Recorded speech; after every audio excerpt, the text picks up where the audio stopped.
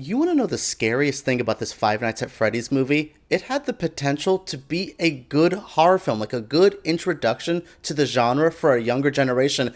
It had the potential to be just a good movie overall, but something just did not work here. In this video, we are going to be figuring out what happened to Five Nights at Freddy's and if this movie could have been fixed by a few actual good, decent ideas. Hello everyone and welcome to Flickering Myth. My name is EJ and we are diving into Five Nights at Freddy's. No, not the video game. No, not the sequels or the comic books or any of the adaptations that we have seen throughout time. I cannot believe this franchise has been lasting as long as it has in its different variations because, confession, I don't think these games are pretty interesting. I find there to be better jump scare type horror games. I find there to be better horror games that are more, well thought out plots. If you want jump scares, that's fine, but give me something more to dive into. But as this movie kind of shows, there's a lore, there's really good ideas. I really like the design of the Five Nights at Freddy's crew. I think each one has its own little signature thing. I like the potential that was here. I think this movie is constructed well, but then we start getting dream theory shit. Then we start getting into things that I'm like, what are you doing here? What is this? Why is Josh Hutcherson the lead for this movie? There are so many other routes we could have gone. This movie is a confused mess, but that's what kills me. There is a good movie inside here. There's amazing production design, set design, the art direction of these characters. There's some pretty decent cinematography. The director cooks up some good scares. There is a lot of potential here because it's not just a jump scare filled mess. For that, honestly, I think the Insidious and the Conjuring franchise gives us more bland jump scary type movies, but this movie has so much that it tries to do. It's trying to appeal to a bigger, broader audience than just its video game, but then it's trying to get too deep into the video game. There's so much going on here, so I'm going to give you 3 things in this next couple minutes where I think could have really fixed this movie. The Five Nights at Freddy's movie comes from director Emma Tammy, who I'm not too familiar with. I thought her direction was competent. There was an idea, there was good things presented. It's really down to that script. The script is the biggest issue. That's my first thing I would, not the one thing. There's more than one thing, but I would really clean up the script, and I mean that in stop shoving so many ideas. It feels like there was a writer's room from the people of Five Nights at Freddy's, from Blumhouse, to their own in-house writers just to make this project, that there was too many cooks in the kitchen, and this put too many ideas here. The biggest thing here is it kind of ties into my next chapter too, but the dream stuff. There was too many jump scares. There's too much horror focused in the dream sequences, in the backstory slasher element that is kind of here. There's a serial killer. I'm not going to try to spoil things just in case you want to, see this. I'm going to keep this, as much as I want to fix this movie, I'll keep this spoiler free because, to be fair, I think this is a watchable experience, especially for your little ones.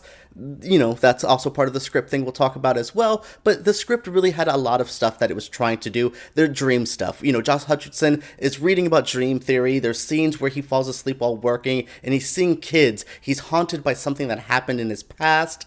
And all that is just bad.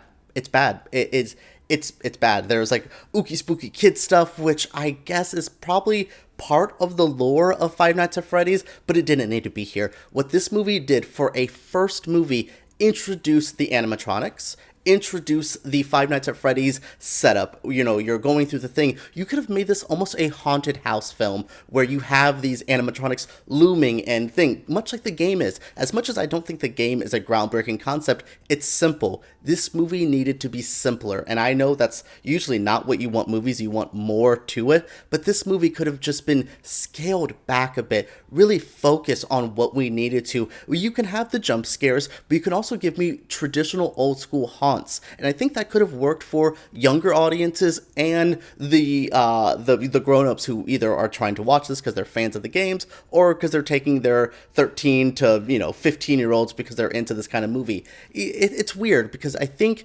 this movie doesn't work for a kids film because there's too much going on in the plot. What is, like, they're not going to care about the backstory stuff. I think the relationship between Josh Hutcherson and his sister, trying to keep her, and then he has to bring her there, all of that could have been well, but I didn't need the babysitter to be involved in this and this, and I'm like, what are we doing? Keep it simple, stupid. It's a simple thing I've heard throughout film for a very long time, and this movie really needed to do that.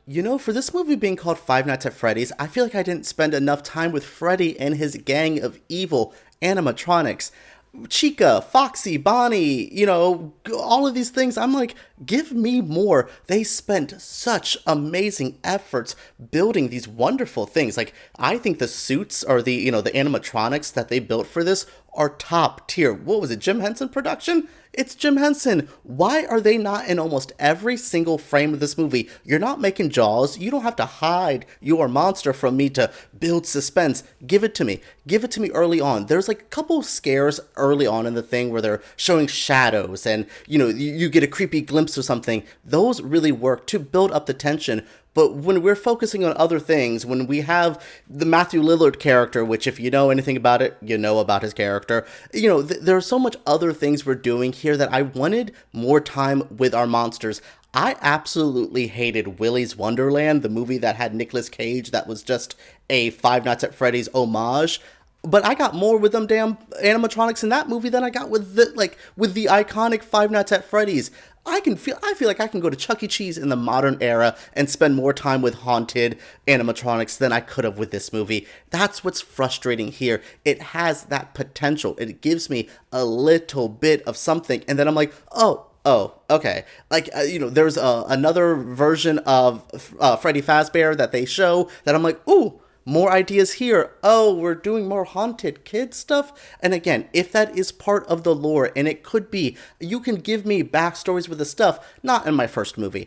You could have made more. This is probably going to make money. I'm not even going to say this is not going to make money, but they really went too hard with the backstory. You need it simple, and then maybe in a post-credit or maybe in the last couple minutes, give me a tease of how deep this can go. So when I'm coming back for a sequel, I'm more intrigued. But right now, I saw everything I needed to see because other than the animatronics, like, I got so much from this movie that I did not need, that by the time I would want more stuff like good animatronics, the idea of a jump scare, it's just not there, and I'm just like, oh my god, I again would rather watch Willy's Wonderland. No, I would actually watch this again, sleepy, half awake, before I would ever want to watch Willy's Wonderland again. One of my other fixes for the movie is something I'm actually trying to figure out myself. Maybe you guys can help me in the comments. The rating of this movie. It feels like it's stuck in between a PG rating and an R rating. It's like the weirdest use of a PG-13 I have seen